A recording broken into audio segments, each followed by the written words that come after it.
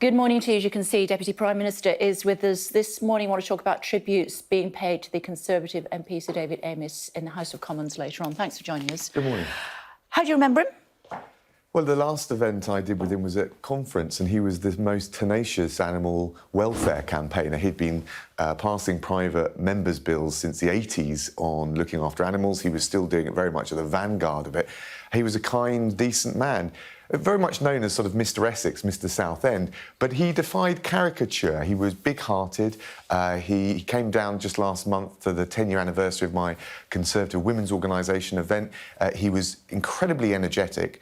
But what really defined him is that even when he disagreed with people, there was a generosity of spirit, and we'll miss him and I'll miss him personally. He was very, very kind, generous with his time and advice ever since I've been in the House of Commons.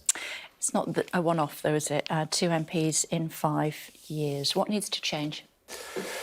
Well, I think the first thing to say is I was contacted by my local police over the weekend. All MPs will be getting those calls just to check in. We appreciate that. I certainly found it reassuring. I think everyone's in a slightly different position. Everyone's got different circumstances, so I don't want to sort of speak for others. My own personal feeling is we need to do our due diligence. We need to think about how available we are and make sure we're not at undue risk. But no one wants, and I certainly don't want a wedge put between me and the people that elect me and the people that I'm voted in to serve, and I think a lot of people feel that way.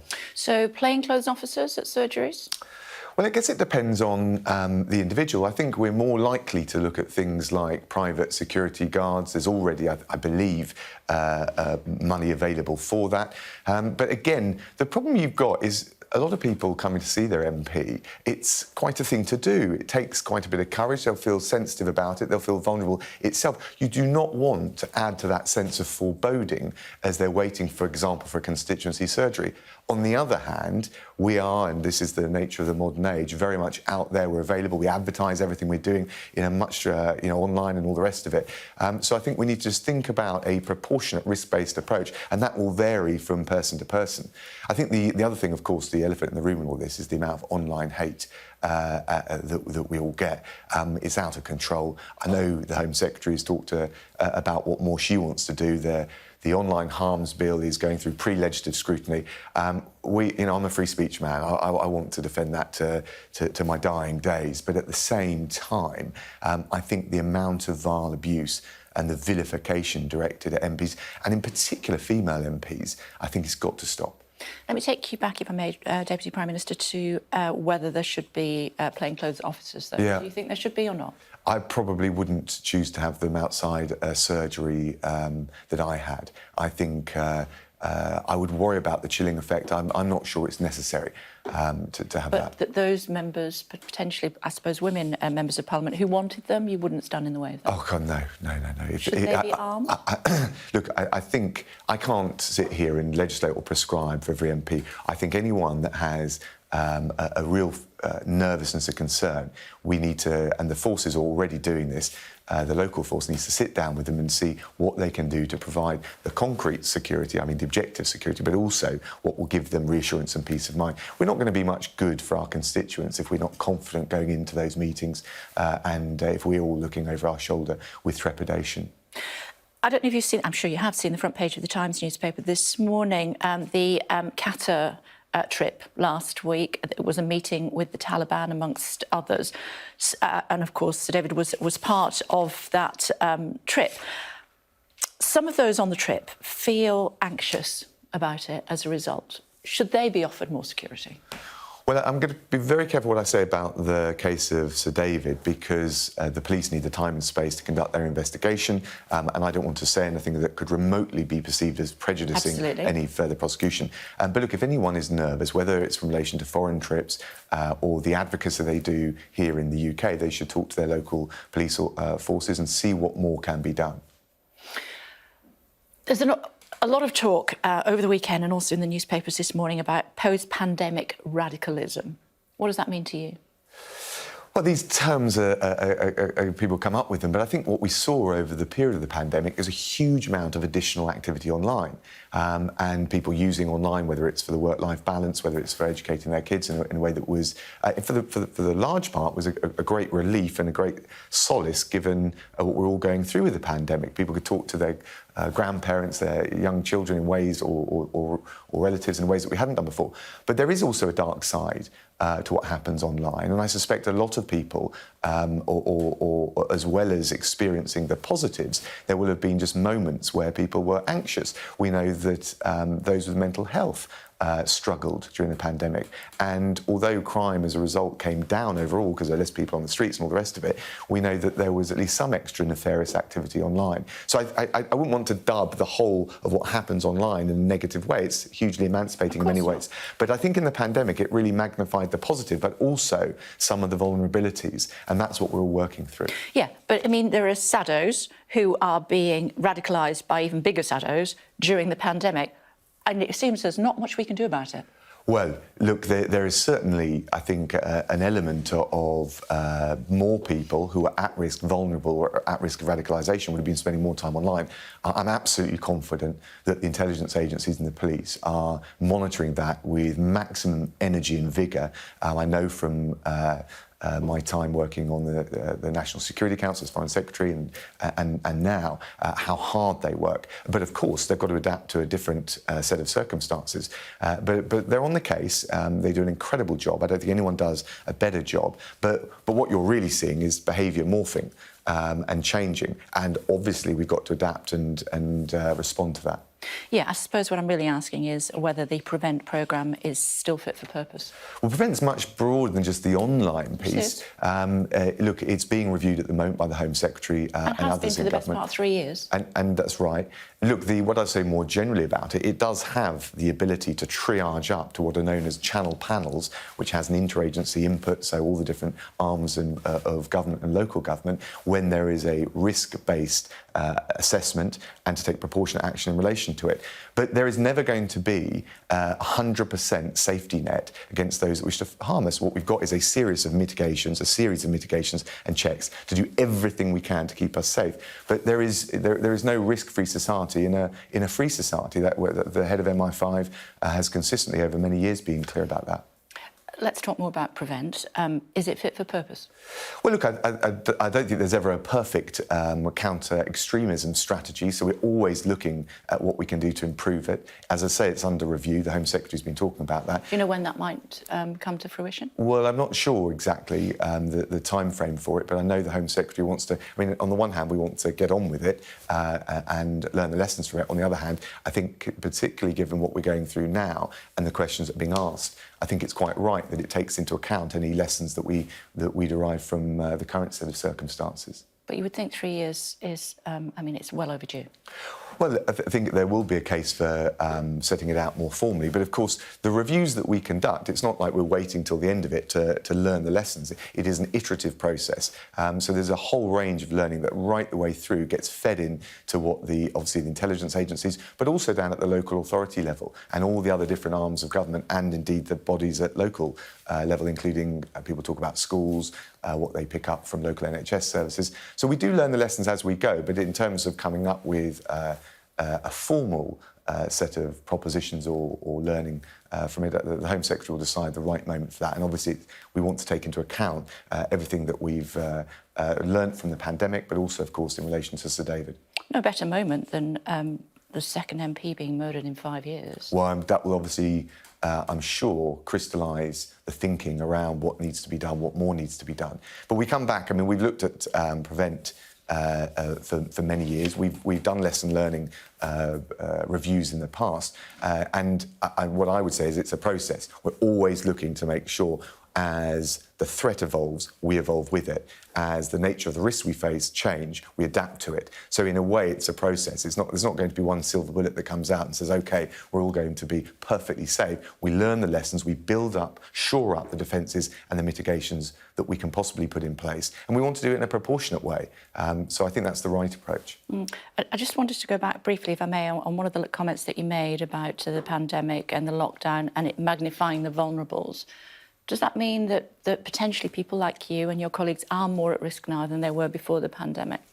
I don't know whether I would say we're more or less at risk. To be honest with you, since 2010, when I first became an MP, I've been very conscious that the risk to us as representatives has increased. I think particularly at the local level, I think From whom?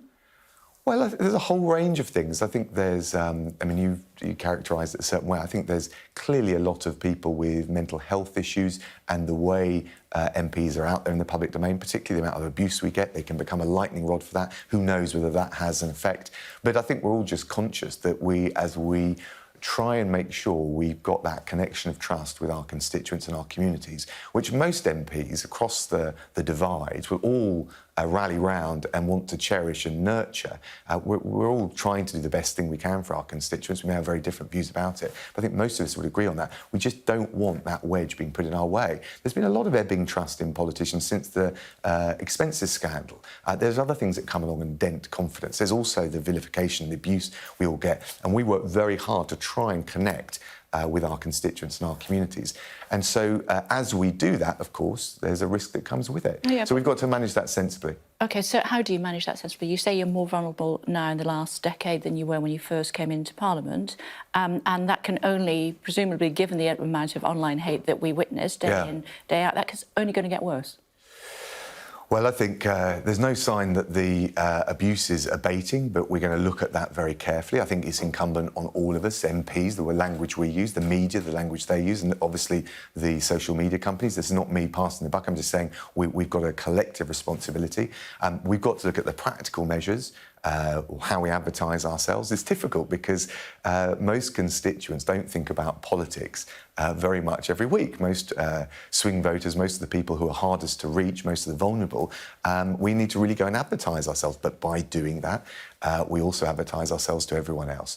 I think there's a proportionate approach to this. We look at the risk, we talk to our local police forces, we perhaps think about what we do and how, without allowing a wedge to be put in there between us and our constituents. But also and then this is the number one thing, we do not allow something like this, and David Amess would be the first to say it, to undermine, to corrode or erode our democracy. It's absolutely critical. So we'll take the targeted measures, but we don't let the terrorists win by creating wedges or walls between us and those who go to sin. It doesn't help when politicians call each other things like scum, though, does it?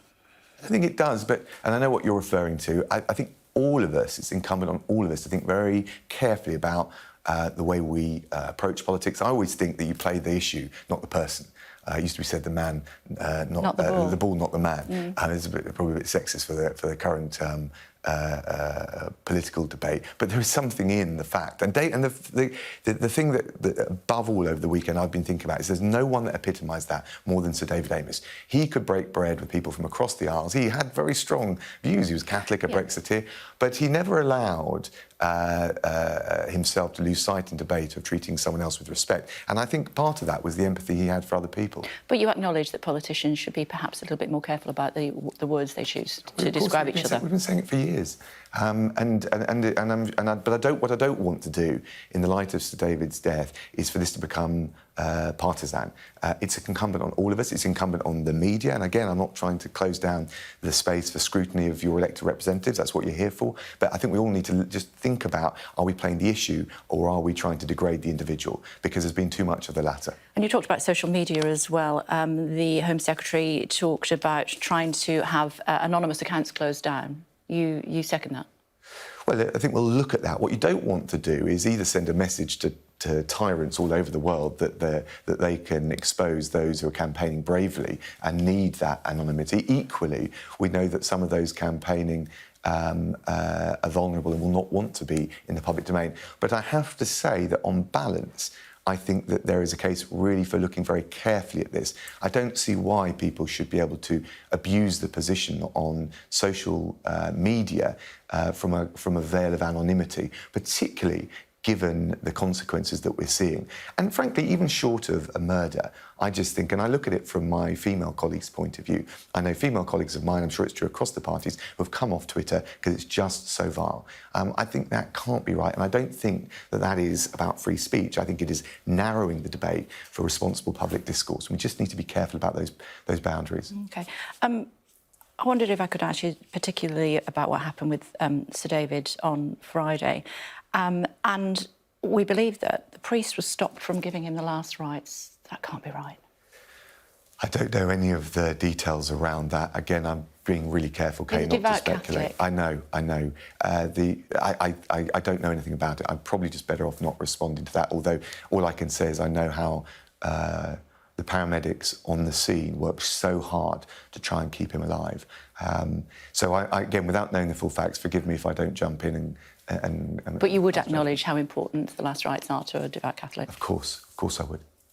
Let me ask you about your comments about legislating to correct court judgments in human rights cases that go against the government.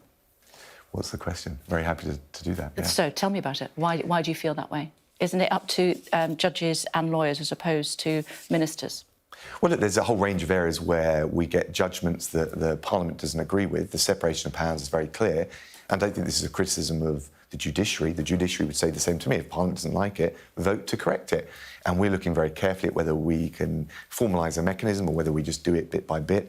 If it wasn't for the tragic circumstances, I would be presenting a judicial review and courts bill to the House of Commons today. We'll be doing it later this month. One of the things that we'll look at is the number of appeals in immigration tribunal cases, and whether after you've conducted those appeals, you can then, even if they've been unsuccessful, go and judicial review in the High Court. 750 of those cases a year, just 3% of those are successful. It seems to me that that's a good example of litigation by attrition, which is not serving the public interest. Just before I let you go, in your old job, you were very much involved with what was happening with Nazanin Zaghari Ratcliffe. She's lost her latest appeal against a second jail sentence in Iran. It would be remiss of me not to ask you. My heart goes out to Nazanin. I spoke to her recently. Look, we're absolutely clear, and I know Liz Truss and the Foreign Office team will continue working as tenaciously as ever to secure her release. She's still on furlough, my understanding, so she's not in custody. And we call on Iran to release all of our arbitrarily detained nationals, and my heart is with the family.